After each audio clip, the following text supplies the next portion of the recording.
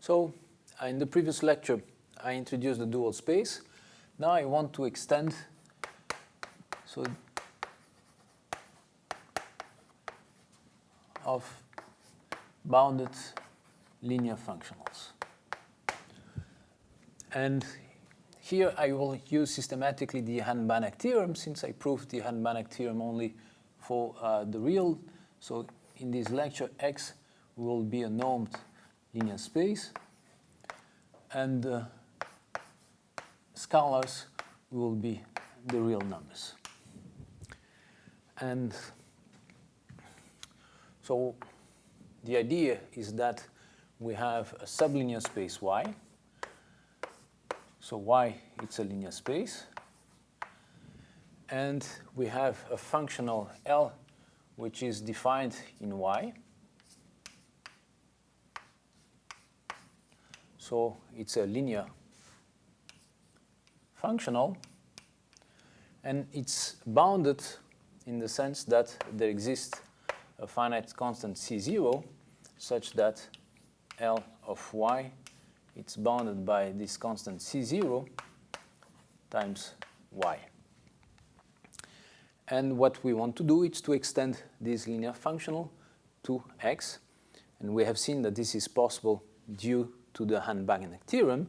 So if you take P of X as the norm of X, maybe times this constant C0,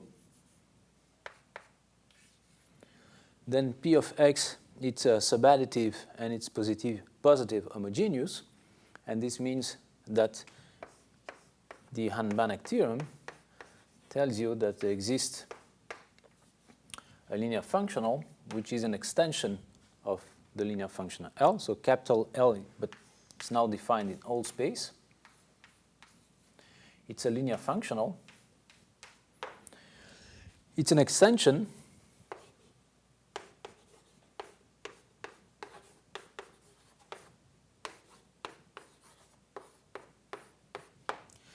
and it's also bounded by P. So L of X, it's bounded by P of X for all X in X. But P of X, so P of X, by definition, it's C0 times X. So from this inequality, we get that actually L, it's a bounded linear functional, and the bound, it's exactly the same bound as as L satisfied in the space Y. So we don't lose anything in terms of the bound on the linear functional. So if L was bounded by C0, the extension is still bounded by C0. So this is a simple consequence which I already mentioned of the Hahn-Banach theorem. And what we'll play now, it's, well, we'll consider some special cases of sets Y and see what happens with the extensions. So the first proposition reads as follows. You have a family X1, Xn of linearly independent elements of X. And you have also alpha 1 up to alpha n. These are real numbers.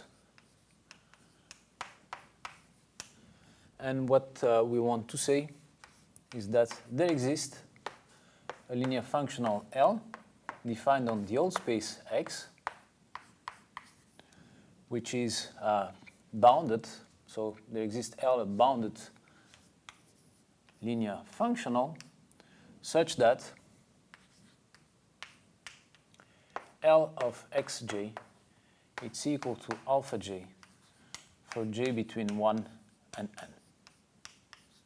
Right, so I have here alpha 1 up to alpha n. So what this proposition is telling you is that, well, if these are linearly independent elements of X and alpha 1, alpha n scalars, then you can find there exists at least one bounded linear function L, which sends xj to alpha j. And the proof?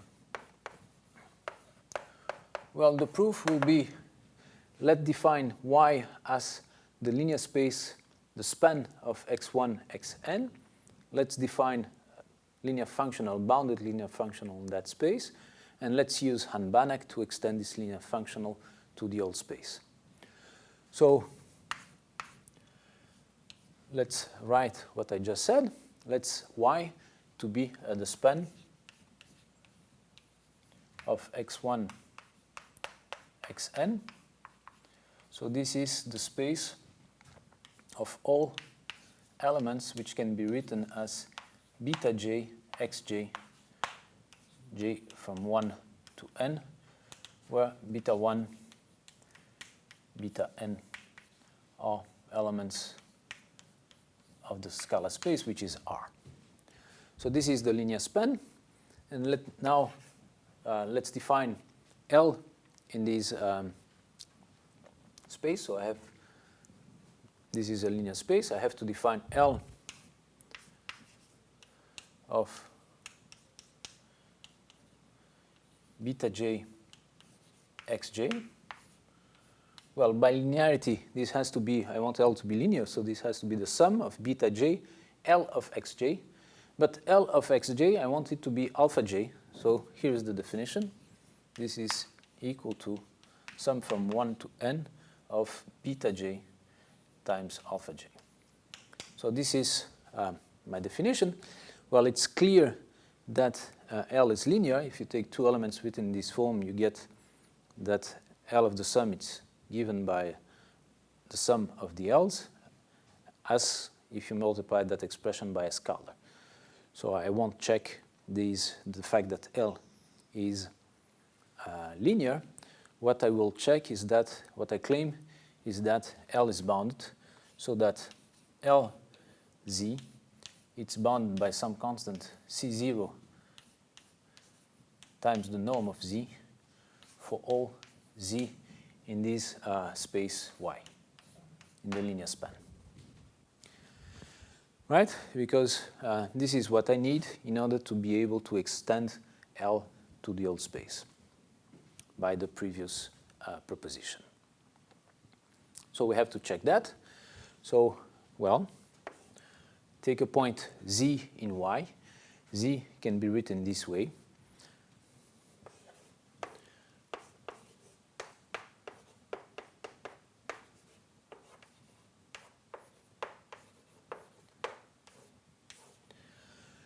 We have seen that we want to define L of this point as beta j, alpha j. So this is bounded by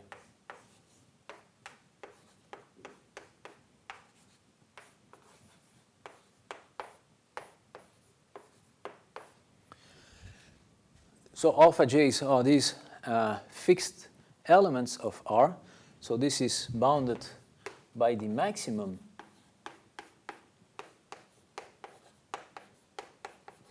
of the absolute values of alpha j.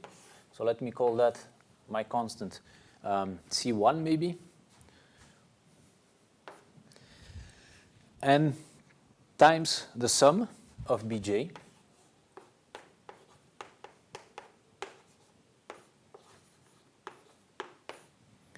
And if you recall, the sum of the absolute values of beta j is the zero norm of x. So this is equal to C1 times the zero norm of my point Z. Sorry. Right, so Z is this point. And if Z is equal to the sum from 1 to n of beta j xj, this sum is the zero norm of Z. This is what it's how we define this zero norm. And we have seen that in this finite dimensional space, all the norms are equivalent, which means that this zero norm is bounded by the norm times a constant, so that there exists a constant C2, such that this expression is bounded by C1 times C2 times the norm of Z. So let me call that the constant C0. And what we have just shown is that for all elements z in Y, the norm of LZ, it's bounded by a constant C0 times the norm of Z. Once you have that, you can apply the previous proposition to obtain a bounded linear functional which is defined in all space, which is an extension. So as an extension, L of xj, it's equal to alpha j, because this is the way in which we define small l.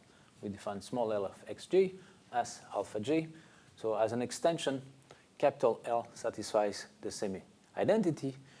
And moreover, by the previous proposition, the norm of L, it's bounded by this same constant z0. So this completes the proof of this proposition, which I remind you tells that whatever finite family of linearly independent elements of X, whatever family of scalars, there exists always a bounded linear function defined in all space, which gives the value alpha j to xj. So now let me deduce from this proposition a corollary. So what I'm saying is that let Y be a finite dimensional space. Then there exists a closed linear space M such that X is the direct sum of Y plus M. So if Y is a finite dimensional space, I can always write X as a direct sum of Y with a linear space which is closed. So this is the strong property. It's closed. This space is closed. So let's prove this corollary. And okay, so maybe let me insist you again. Whenever I state a result, I advise you to try to prove this result, just to check what are in proof there are always arguments which are straightforward, and sometimes there are ideas, and you won't distinguish between straightforward arguments with profound ideas if you don't try by yourself. So I really advise you to try to prove any statement, just to stop the video, try to prove, and then watch the proof if you're not able to find, or to check, or maybe to check that the proof you obtained is the one I'm presenting. So let's prove this statement. Well, Y it's a finite dimensional space. So Y is the span, the linear span of x1 to xn. So x1, xn are linearly independent, and Y is the space spanned by x1, xn. And in the previous proposition, we have seen that there exist linear functionals, bounded linear functionals, which whatever scalars you get, send these elements of X to the scalars you choose. So I will represent by Lj my bounded linear functional, well, whose value at xk it's equal to either 0 or 1. 1 if j is equal to k, and 0 otherwise. So so I know that the proposition tells me that there exist these bounded linear functionals. Now, let me call Nj the null space of Lj.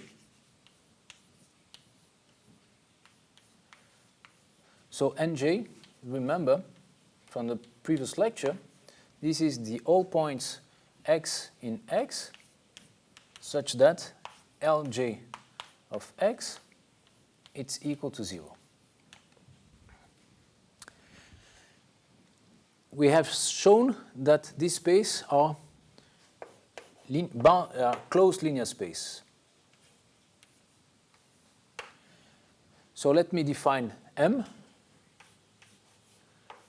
as the intersection of this space. Nj, sorry.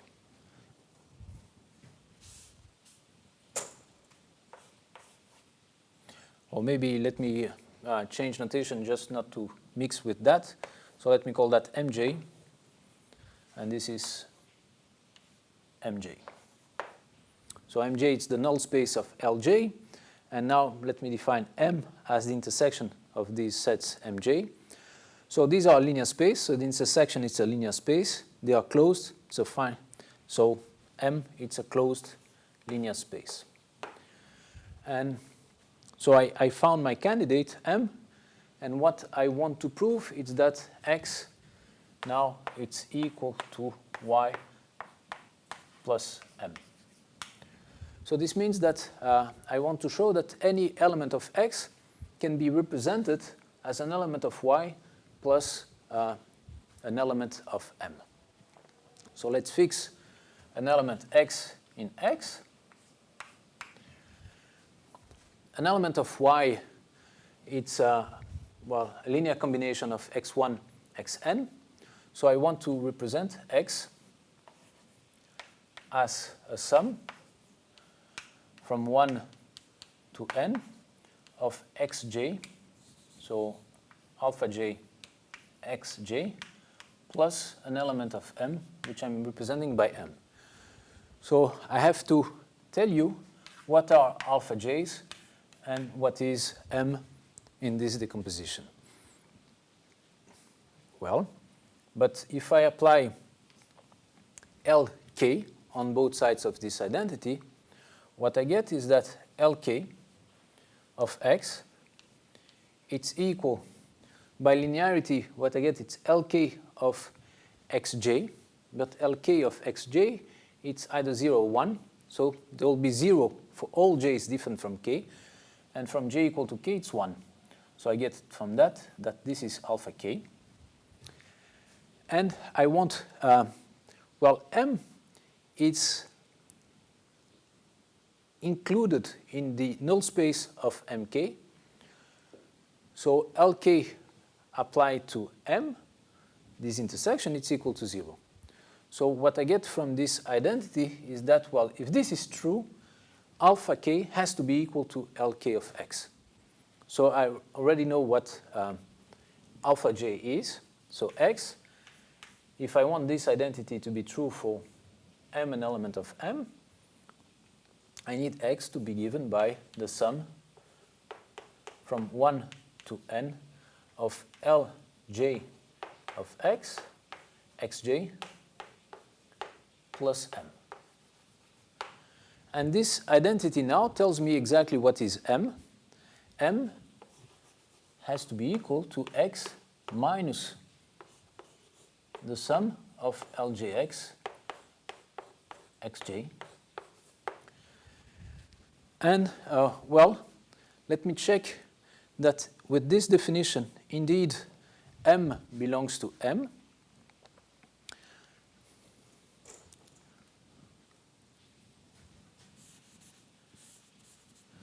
To show that m belongs to m, I need to show that it belongs to this intersection. So I need to show that m belongs to mj for each j. Fine, so fix 1j, fix, since the sum is over j, let me fix a k, and let me show that m belongs to mk. To prove that m belongs to mk, mk is the space, the null space of Lk. So I have to apply Lk to m and show that this is equal to 0. So let's apply Lk to the right-hand side. I have Lk of x minus the sum of Lj of x times Lk of xj. But this is 1 if only if j is equal to k. So all terms are equal to 0, but the one in which j is equal to k. In this case, this is 1. and what remains, it's Lk of x. And this is exactly what I obtained for the first term, so they will cancel, and I will finally conclude that Lk of m is equal to 0. So what I claim is that Lk of m with this definition, Lk of m is equal to 0 for all k. Therefore, m belongs to mk for all k, which means that m belongs to the intersection of these mk's, which is m. So that proves that m is indeed an element of M. So we have here a decomposition. So we just proved that all elements of X can be written in this way, where this is an element of Y. It's a linear combination of Xj. And M is given by this formula, and it's an element of M. So in order to prove this identity, what remains to be done is to show that the intersection of Y and M is equal to the origin, right? We already proved that M is a closed linear space. So what remains to be proven is that the intersection is equal to the origin. So let's do that. So let's consider point Z in the intersection. So a point Z which belongs at the same time as in Y and in M. Since it belongs to Y, Z can be written as a linear combination of these vectors.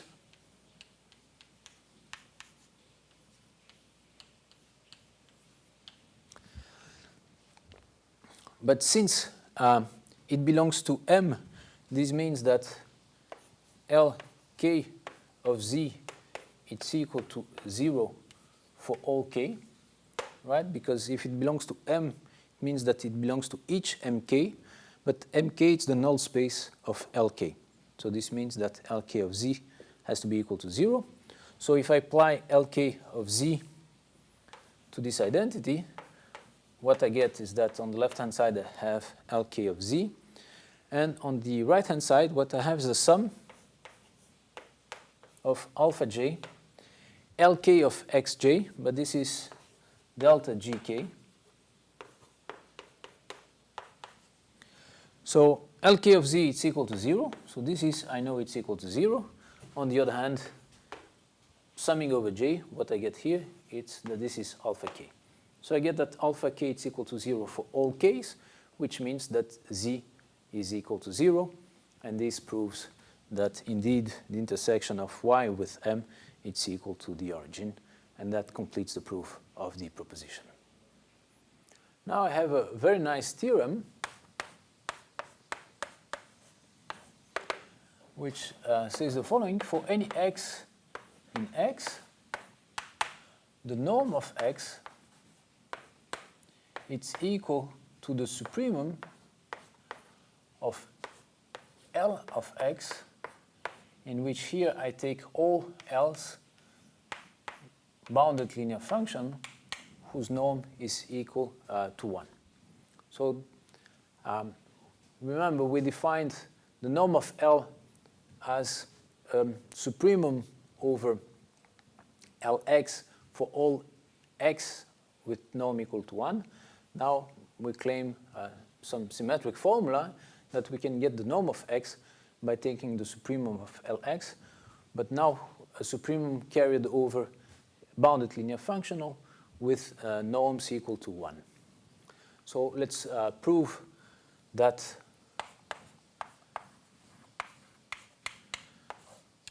result. First, well, we have to prove an upper and a lower bound. So let's first prove that this supremum is bounded by x. We know that Lx it's bounded by the norm of L times the norm of x, right? This is an inequality we used many times. So now if we take L of norm equal to 1, this is equal to the norm of x. And so we proved that for any bounded linear function whose norm is bounded by 1, L of x is bounded by 1. So this shows that the supremum over all L bounded linear functional with norm equal to 1 L of x, it's less or equal than x. So this is the inequality we claimed. Now we have to prove the reversed inequality. Now I want to prove this inequality. And for that inequality, what we will do is we will find some bounded linear functional L which match this identity. And so the idea is to, to define L in a small space and then to extend using the Hahn-Banach theorem. So let me call Y the space spanned by X. So this is alpha X, alpha in R. This is the linear space, and I want to define a bounded linear functional in Y. So L of an element, all elements in this space Y can be written as alpha X. By linearity, this is alpha L of X. And the only thing I need to define is L of X, so I'll call that A. So L of A is L of X. And I want the norm of this functional to be equal to X. So I want this functional to have norm equal to 1. So L of alpha X, I want it to be equal to alpha X, but L of alpha X, it's alpha A. So this is, by definition of L, A alpha. So you see that alpha, this is alpha norm of X, and this is equal to alpha norm of A. So I'll choose A to be the norm of X. So A equal to the norm of X. And now I have defined a linear function in Y, L of alpha X. Well, this is equal to alpha times the norm of X. Right? So this is the definition of my linear functional in Y. Right? L of alpha X, it's equal to alpha times the norm of X for all alpha in R. And this tells me that L of alpha X, so if I take the absolute value here, this is bounded by the norm of alpha X, which means that L of Y is less than the norm of Y for all Y in Y. Well, now the Hahn-Banach theorem tells me, so this is my P. P of X will be equal to the norm of X. So P is defined in the old space. And what I proved is that with this definition, the norm of Ly, it's bounded by P of Y. So Hahn-Banach theorem tells me that there exists an extension. So there exists a functional L, which is defined on all X. It satisfies this inequality. So this means that L of X, it's bounded by P of X. But P of X, it's the norm of X. So this tells me that the norm of L, it's bounded by 1.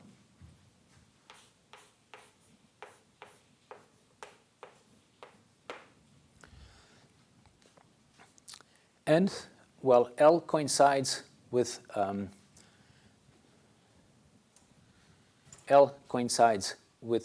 small l on Y, And this means that, in particular, if I take alpha equal to 1, this means that L of x, which is equal to L of x, this is equal to x, the norm of x. Right? So Han-Banach gave me this linear functional. So I have a linear functional which is defined in the old space. It has norm equal, less or equal than 1 by this inequality, and L of x, okay, so maybe here I use the same symbol for two different objects. So L is defined in the old space. Lz, it's bounded by, right? So the absolute value of Lz, it's bounded by Pz, and Pz is the norm of z. So from this inequality, since it holds for all z, I know that the norm of L, it's equal, less or equal than 1. And from this inequality, since L of x, it's equal to the norm of x, well, this norm is actually equal to 1, right? Because remember, the norm of L, it's the supremum of Lx divided by the norm of x. And, well, this supremum, it's larger than the value obtained at that x, and that the value obtained at that x, it's 1. So it's bounded by 1, but it has to be larger or equal than 1. So actually, it's equal to 1. And therefore,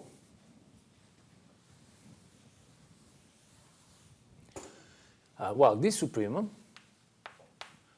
of L of x for all L whose norm is equal to 1, well, this supremum, it's larger, it's a supremum, so it's larger than L of x, the one I just constructed, but the one I just constructed gives me the norm of x. So this proves that indeed this supremum, it's larger than the norm of x, and that completes the proof of this theorem, so which states that the norm of any point x can be obtained as the supremum over all bounded linear functional L computed at x, for which whose norms are equal to 1. Just observe here that we can also prove the following result, so that this supremum is equal to the supremum over all L equal to 1 of L of x. Right? Well, one inequality, it's clear. Since L of x, it's bounded by the absolute value of L of x, this supremum, it's less than that one, which is equal to x. Well, and the fact that this supremum, it's larger, just observe that in our example, in the example we constructed, L of x is equal to the absolute value, the norm of x. So this supremum, it's larger than L of x, and L of x, it's equal to the norm of x. So that proves the second inequality. So we have also proven that the norm of x is actually equal to that supremum, in which you can remove this absolute value if you wish. Here is a second theorem, which is also very nice. You have Y a subspace of your normed linear space X. Remember, I'm always working in this lecture over the fields of the field of real numbers, because I'm using the Han-Banach theorem. And what I claim is the following: for all x in X, then you want to take the distance from X to Y. So you want to minimize that over all Y in Y. And that this is equal to the supremum of L of x. But now you take the supremum over all L, which have norm equal to 1, but which vanish at y. So L of y is equal to 0 for all y in y. So you want to prove that identity, and in all identity, in all proofs, you first want to show that one inequality holds, and then that the other inequality holds. So let's start with the easiest one, which is, let's prove that this supremum is bounded by the infimum. So I fix a bounded linear functional L, which has norm equal to 1, and such that L of y is equal to 0 for all y in y. Now, here I have that L of x, which is the expression which we want to bound above. Well, this is, since L of y is equal to 0 for all y, this is of course equal to L of x minus L of y. Now I can use the bound. So this is L applied to x minus y. So this is bounded by the norm of L times the norm of x minus y. But the norm of L is equal to 1. So this is bounded by x minus 1, x minus y. And so you see that on the right-hand side, L disappeared. On the left-hand side, we don't have y. So I can now optimize. I can optimize that over all L which have norm equal to 1 and which vanish at y to obtain that the supremum over all these such L of L of x, it's bounded by the infimum over all y in y of x minus y. Right? And this is exactly the bound I wanted to prove. Right? Here I'm doing a supremum over all bounded linear functional whose norm is equal to 1 and which vanish at y. And I proved that the supremum is bounded by the infimum over y of the distance between x and y. So this is one of the bounds. So what we need to prove is that this infimum is bounded by that supremum. And what's funny is that one would expect that it would be easier to prove that an infimum is bounded by the supremum, but actually it's not. We have seen that it's very easy to show that the supremum is bounded by this infimum, and you'll see that the reversed inequality requires some argument. So what we'll do, let me call d this distance. So this distance is, you see that I'm taking the infimum over all y, so this is the distance from x to y. If this distance is equal to 0, there is nothing to prove, so I can assume that this distance is larger than 0, and this implies that, well, x does not belong to y. So without loss of generality, I can assume that this distance is positive, because if it's 0, it's clear that this infimum is less than equal to that expression, because that expression is non-negative. So x does not belong to y, and let me define y0 as the space of all points which are spanned by x and y. So this is all points which can be written as alpha x plus y, where alpha is a scalar and y is an element of y. So this is a linear space, and you see that this expression defines uniquely alpha and y, in the sense that if you take 2 points in y0, if you take 1 point z and you express it as alpha x plus y, or as alpha prime x plus y prime, what you get is that alpha has to be equal to alpha prime and y equal to y prime, because this identity implies that alpha minus alpha prime x it's equal to y prime minus y. This is an element of y. X does not belong to y. So the only way in which this identity can be made possible is that if this scalar is equal to 0, and this expression is 0, which means that alpha is equal to alpha prime, and y is equal to y prime. So this is any element of this space y0 can be expressed in a unique way as alpha x plus y. Now, what we want to do is we want to define a linear functional which vanishes on y and which has norm equal to 1, so that, well, we have it, then this supreme will be bounded below by the value at that functional which we want to construct now. So I want to construct a functional which satisfies these two constraints. So the first one is that L of y is equal to 0. So this means that,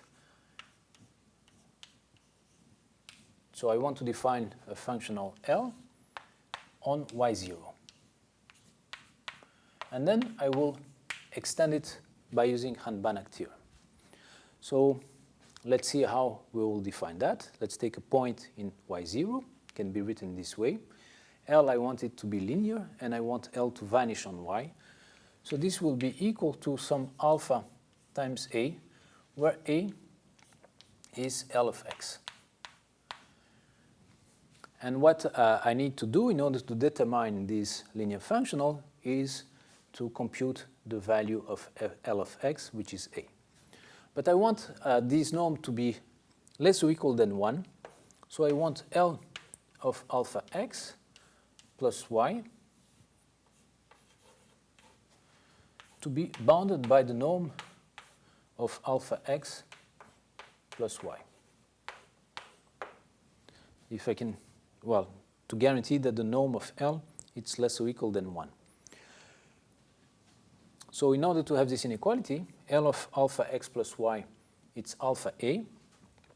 So here I have alpha times a, the absolute value.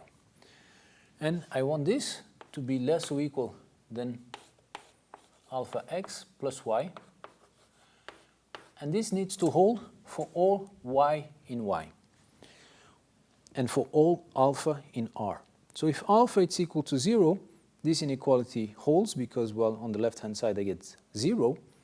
If alpha is different from 0, what I get, I divided by alpha on both sides, and what I get is that the absolute value of a has to be less or equal than x plus y divided by alpha, and this needs to hold for all y. So what I need is that a has to be less or equal than the infimum of x, all y, and all alpha, but this is the same as requiring that a should be bounded by the infimum over all y of x plus y, or same thing, x minus y, but this is exactly equal to the distance. So in order to have a linear functional whose norm is bounded by 1, I need a to be bounded by d. So let's take a equal to d. And if I take a equal to d, I have the definition of my linear functional, and I know that this linear functional on y0, it's bounded by 1. It satisfies this inequality because this is equal to alpha times d, and we have seen that alpha times d it's bounded by this expression for all y. So here's my definition, and we just proved that L of z it's bounded by the norm of z for all z in y0, which is a linear space. Right? Now I can use Hahn-Banach theorem to extend this linear functional to a linear functional defined on all space. So Han Banach tells me that there exists L, which is now defined on the whole space, whose norm is bounded by 1, and such that L of z it's equal to L of z for all z in y0. Right. So this, if Lz is equal to Lz, this implies that L of y it's equal to 0 for all y in y. Right? Because L, well, y it's a subset of y0. L and capital L coincide on y0, therefore on y. And on y0, L of y, it's L of any element in y, it's equal to 0. So the same happens to capital L. And also L of x, it's equal to d. Right? Well, these functional which we constructed has norm bounded by 1. And here I need a functional whose norm is equal to 1. So let me define L hat as the function L divided by its norm. So I now have a new functional whose norm is equal to 1.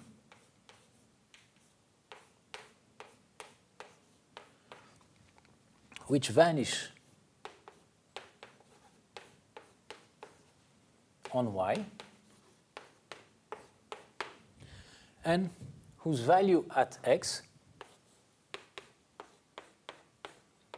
is equal to the value of L at x, which is d,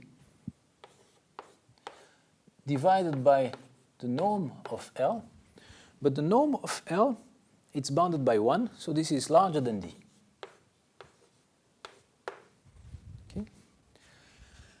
And this is our candidate, right?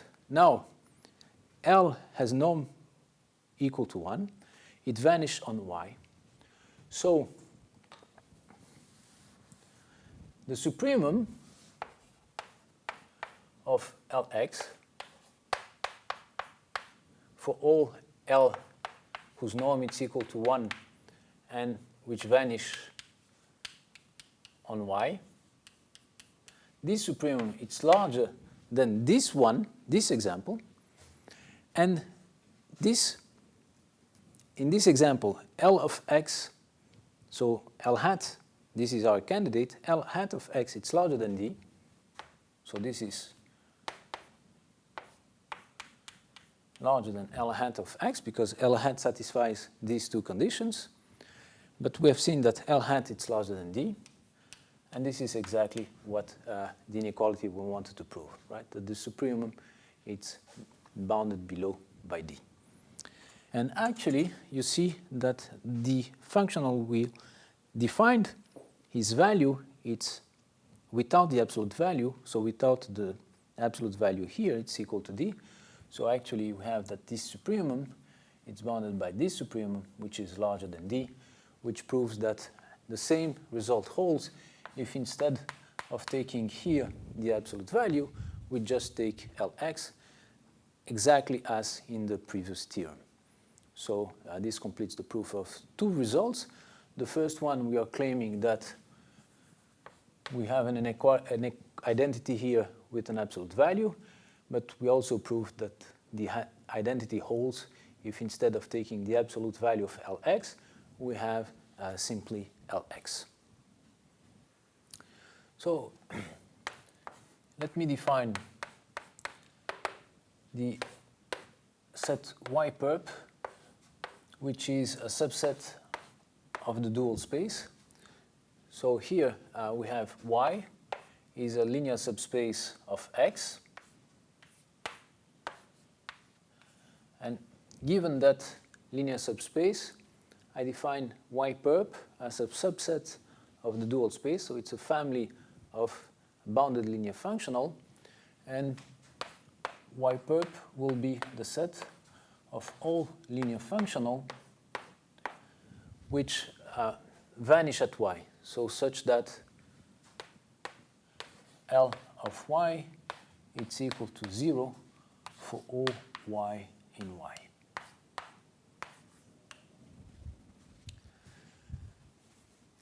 Now,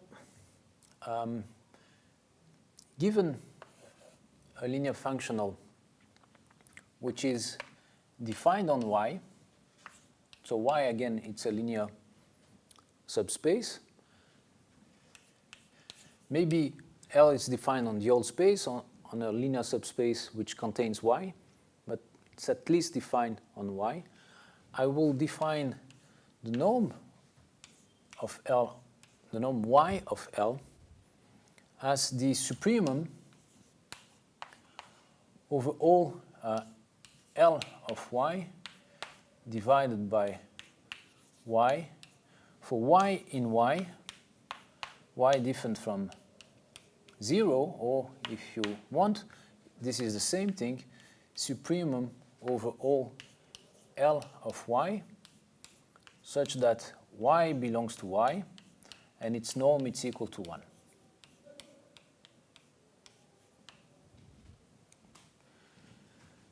Right, so this norm is just taking into account the values of L on this set y. And well, the theorem which I want to prove is the following. You take a functional L, which is, say, defined on the whole space, and what I claim is that L of y, which is a supremum, so let me just remind you that this is a supremum of L of y such that y belongs to y and the norm of y is 1. So I just want to remind you that this definition involves a supremum. Well, this is equal to an infimum, and it's the infimum over all m minus L, such that, well, m belongs to y perp, which means that m vanish on y. So instead of writing y perp, I will just, or maybe I will write now m in y perp, and, well, in the next part of the lecture, I will just replace y perp by its definition, state the theorem on the top of the blackboard to prove this result. So now what I want to do is to give you a proof that this supremum is equal to this infimum. So again, we have a statement about the identity of two variational problems, one with a sup and another one with an inf. It's like you have dual variational problems, one involving points in x and the other one involving points in x prime. So I'm just recalling what the theorem we want to prove. We have y a linear subspace, L a bounded linear functional defined on x, and we want to prove that the y norm of L, which means that the supremum over all Ly for y in y and the norm of y equal to 1, that this supremum it's equal to the infimum, where I'm taking here the norm of L minus m for all m which vanish at y. And this is what we called m y perp. Okay? So again, we have an identity between two variational problems. And as before, it's much easier to prove that the supremum is bounded by the infimum than the reversed inequality. So I'll start from this one, which is easier, and then I'll prove the other one. So let me fix y in y with norm equal to 1. and let me fix m in yperp, which means that m of y is equal to 0 for all y. And what I want is to bound the absolute value of L of y. So the absolute value of L of y, well, since m belongs to yperp, this means that m of y is equal to 0. This is equal to L of y minus m of y. And now I can use an inequality which I used many times. This is bounded by L minus m, the norm of L minus m, times the norm of y. But the norm of y is equal to 1. So this is equal to L minus m, the norm of L minus m. So you see that the right-hand side does not depend on y. The left-hand side doesn't depend on m. So I can just optimize on both sides, optimize on m on the right-hand side, optimize on y on the left-hand side. By optimizing on y on the left-hand side, what I get, it's exactly what I wrote here, the supremum. And by optimizing on m on the left-hand side, I get the infimum. And from this inequality, I get that the supremum is bounded by the infimum as I claimed. So this inequality is proved. Now we will prove the other inequality. So to prove the other inequality, I want to prove now that this infimum is bounded by this supremum. And what I will do is I will construct explicitly this function m. So in order to do that, let me define by L of y a new functional which is defined on y only. And, well, Ly of z, for z in y, so this will be equal to L of z for all z in y. Okay, so L and Ly coincide on the set y. And, well, now I want to estimate Ly of z on the set y, because L of y is only defined on y. So this is by definition equal to L of y. And this is bounded by the supremum of all, I'm sorry, here is z, the supremum of all Lw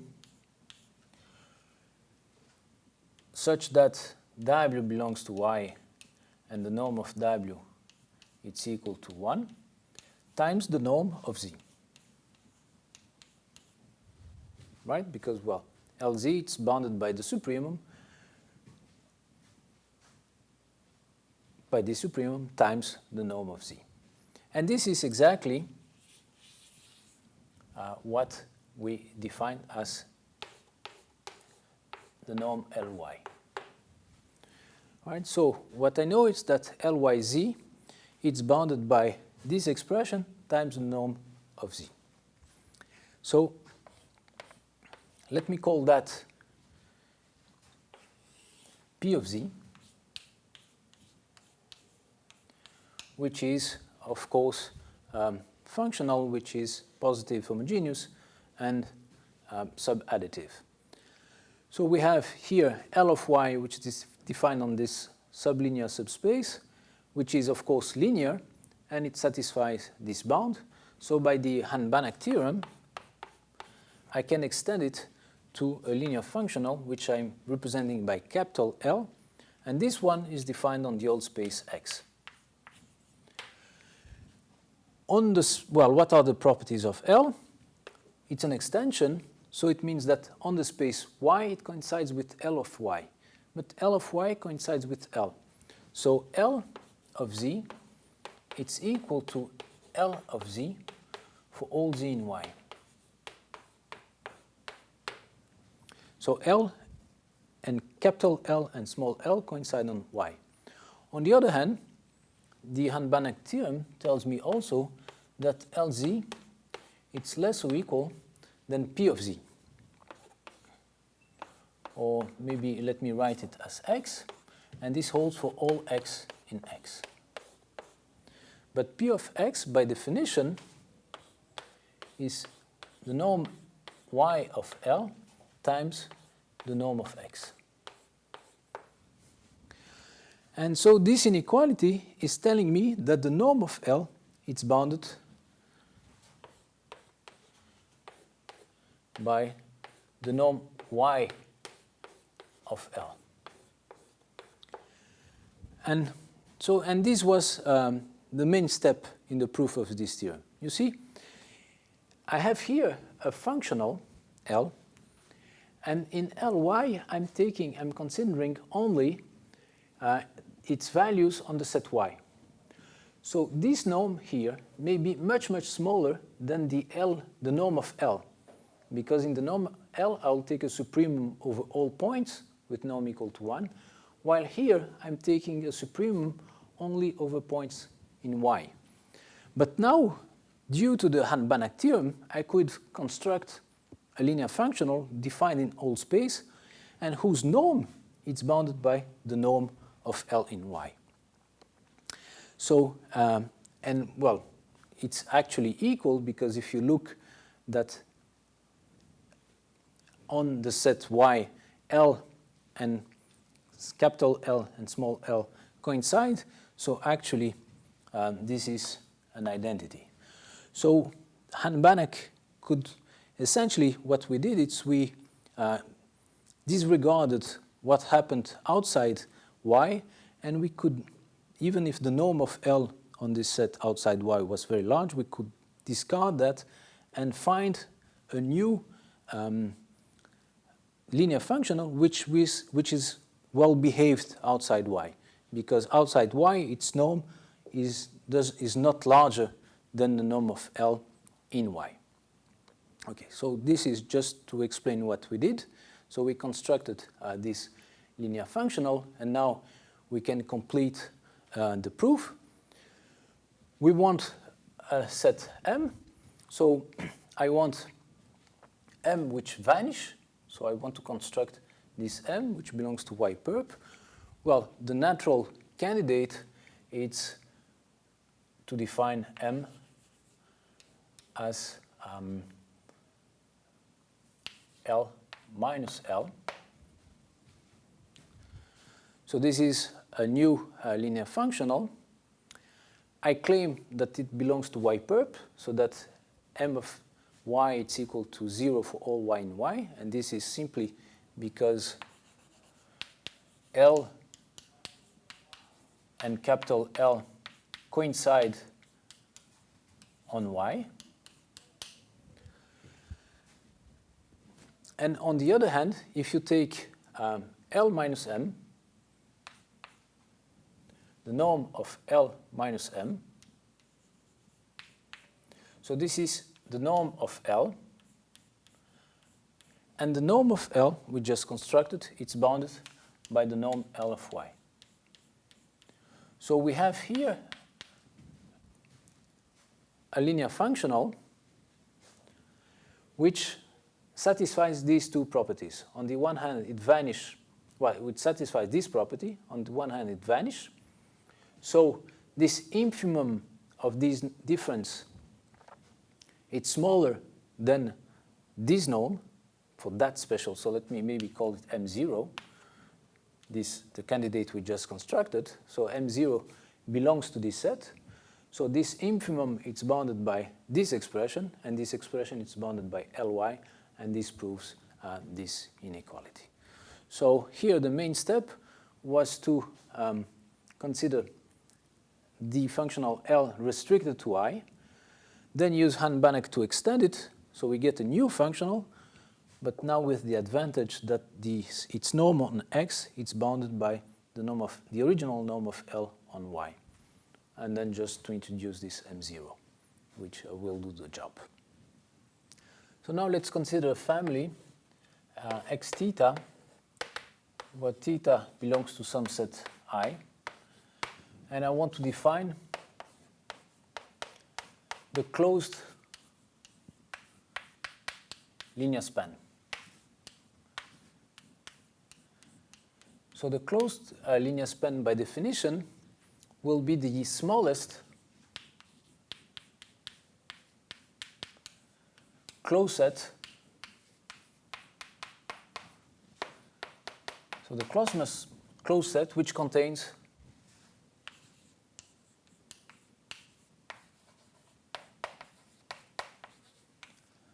let's call that set A, which contains A.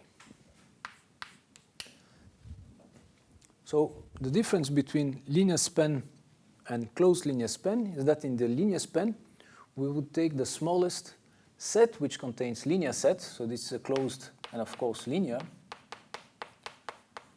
So for the span, we will only take the smallest linear set which contains A, while now for the closed linear span, we are taking the smallest closed and linear set which contains A.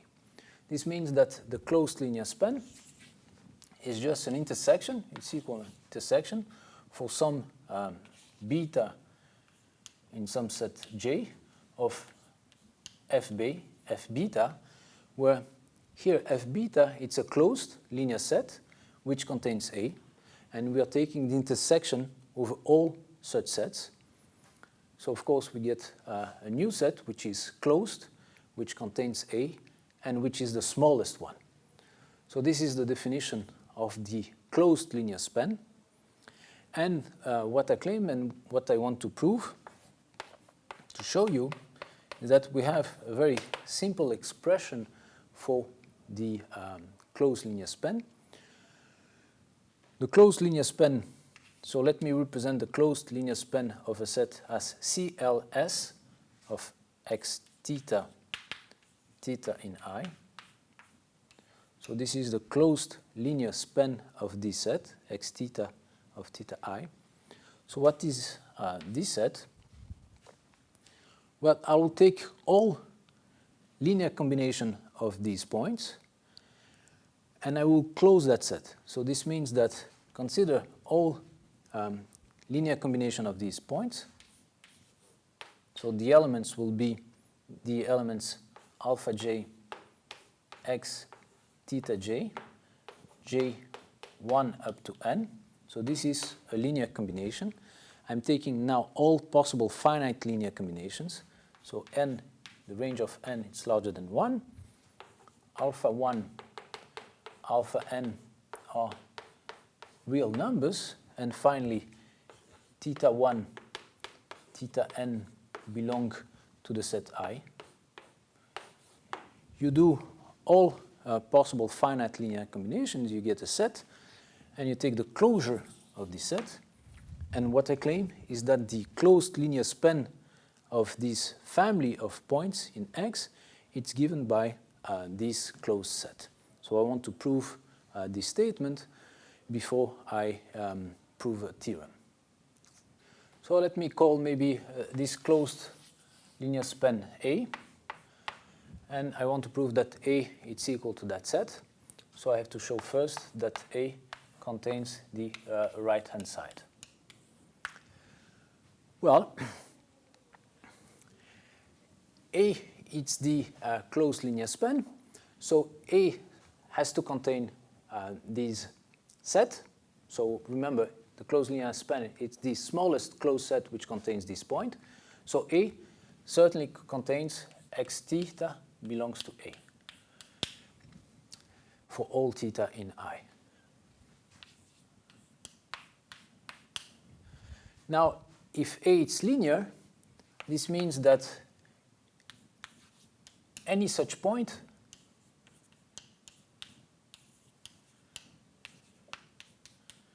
belongs to A, because A is the smallest closed linear span. So A is linear, so it has to contain, if it contains all x theta, it has to contain all linear combinations of x theta. So now, if you take a point in this closure, if you take Z, let me call this set B. If you take a point Z in B, this means that Z is the limit. It's in the closure. So it's a limit of point Zn, where Zn, it's a linear combination of x theta. So it's such a point. But this means that Zn belongs to A. And since A is closed, Z also belongs to A. So we proved that any point in B is also a point in A. So let me explain this again. I want to show that B is contained in A.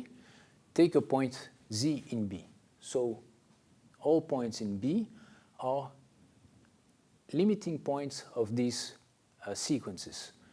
So if a point belongs to B, it's in the closure of the linear combination, so it's the limit of a point Zn, where Zn is a linear combination. But linear combination, so each Zn, if you wish, Zn, it's equal to a sum from 1 up to, let me call Mn, of alpha nj, x, theta nj, where these are scalars, and theta nj, it's an element of I. But A, it's contains A, it's the smallest closed set, linear closed set which contains x theta. So all these points are in x theta. Since it's linear, this sum it's in A. So Zn belongs to A. And since A is also closed, Z has to belong to A. And therefore, any point in B also belongs to A. So that proves that the set B is contained in A. Now let me show that A is contained in B. Well, you remember that A could be written as an intersection of f beta, for beta in some set, in which here I'm performing the intersection over all closed linear sets which contained x theta for all theta. Well, in order to show that A is contained in B, it's enough to show that B is one of these sets. So that B, it's a closed linear set which contains x theta. Well, x theta, of course, are elements of B. If you take, so you take the closure, so B, it's a closed set. And it's clear also that B, it's a linear set. If you take 2 points in B, you take the sum.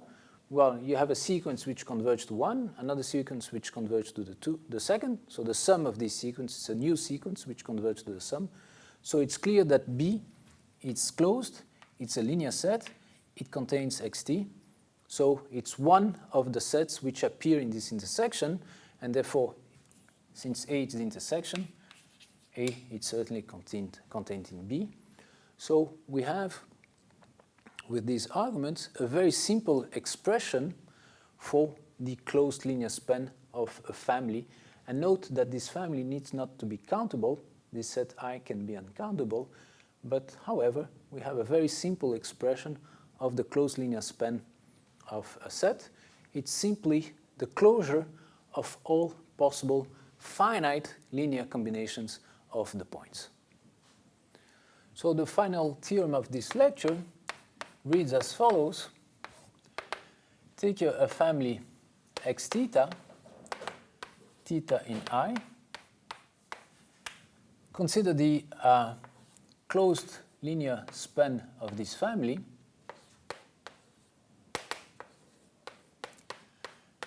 And we have seen that this closed linear family consists of the linear combinations.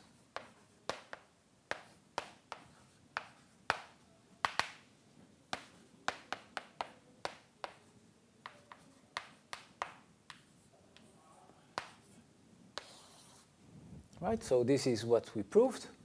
And now, here comes the theorem. I say that, let me call this closed linear span as A. So the theorem says that Z belongs to this closed linear span if and only if for all bounded linear functional, so for all L in x prime, such that L of x theta is equal to 0 for all theta in I. So all bounded linear functional will vanish at these points x theta, then LZ it's equal to 0. So I claim that we have a very simple, and which will be used many, many times, a very simple criterion to check whether a point belongs to the closed linear span of a set. It belongs to a closed linear span of a set if and only if whatever bounded linear function which vanish on the points which you started from, then L of Z is equal to 0 also. Well, let me give you the proof of this theorem. First, let's assume that Z belongs to A, to the closed linear span. And for that, we will use here the representation we have.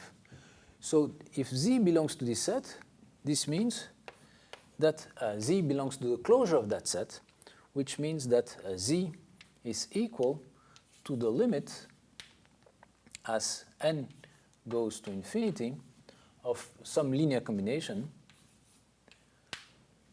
So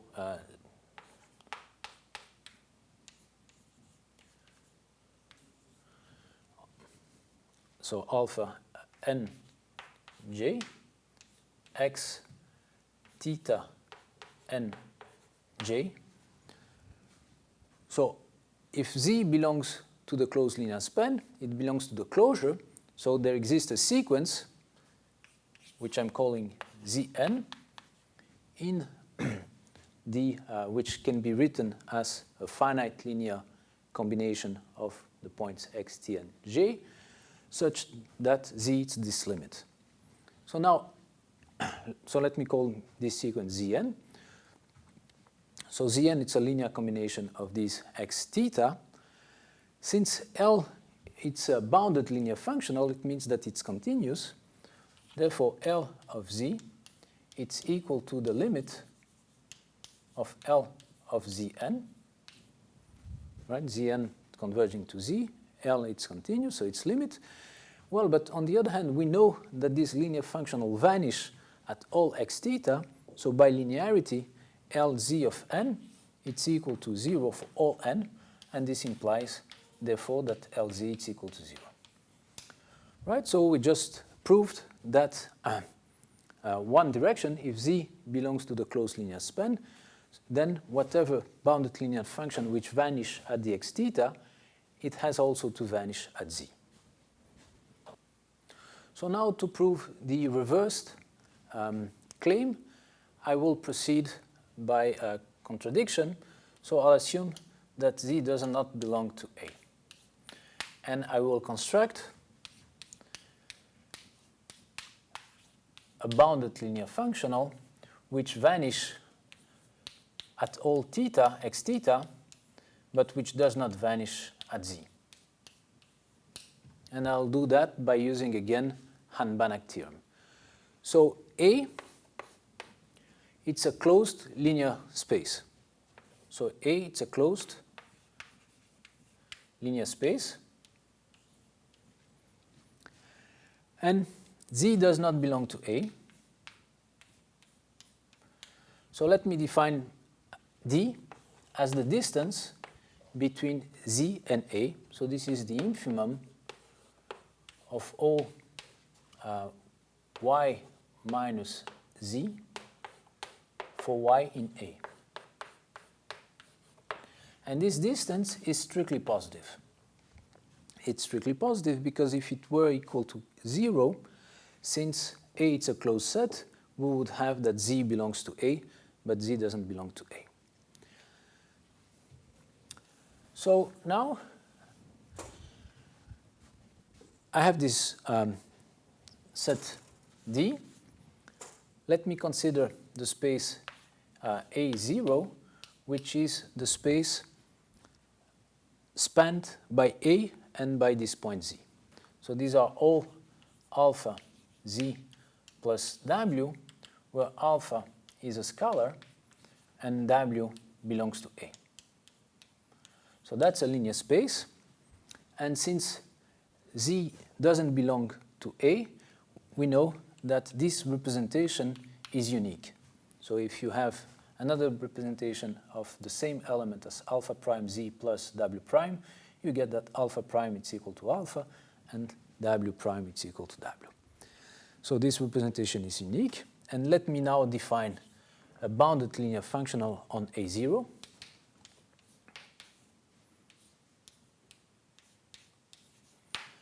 Which will be extended through the Hahn-Banach theorem to the whole space. I want L to vanish in A, right?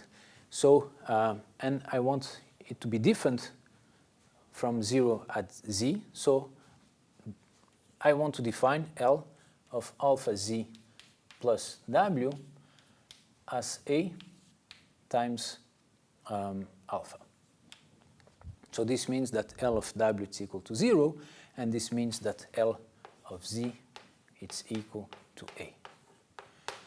I want the norm of L to be bounded, so I want L of alpha z plus w to be bounded by the norm of alpha z plus w, and we have seen that in the previous theorem that this is possible if I choose A to be smaller than D. So let me take A exactly equal to D, where D is the distance from Z to A.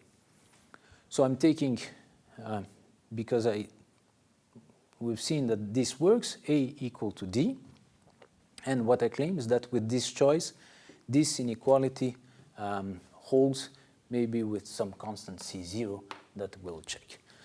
So let's check that. Well, L alpha z plus y, this is equal to, well, A it's D, so this is D times alpha, and we have to show that this is bounded by C0 alpha z plus w. If alpha is equal to 0, this inequality is certainly satisfied for any C0. Now, if alpha is not equal to 0, I can divide both sides by alpha.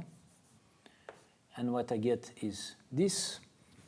Well, but D, which is positive, it's bounded above by Z plus W alpha by its definition, right? Z is the infimum.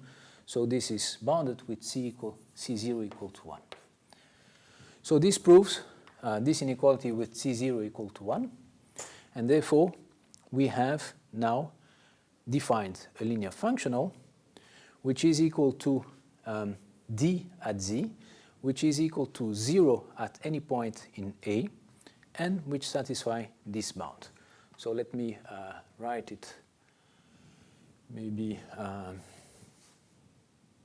here.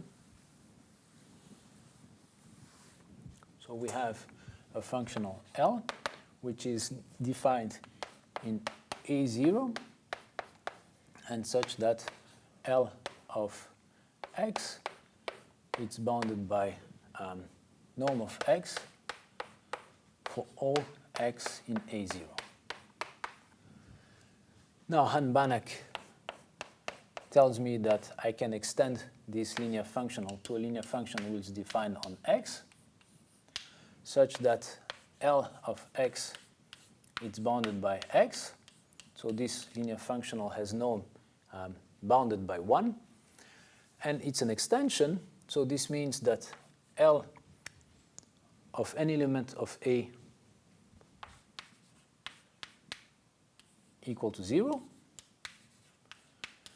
So in particular, L of x theta, it's equal to 0 for all theta.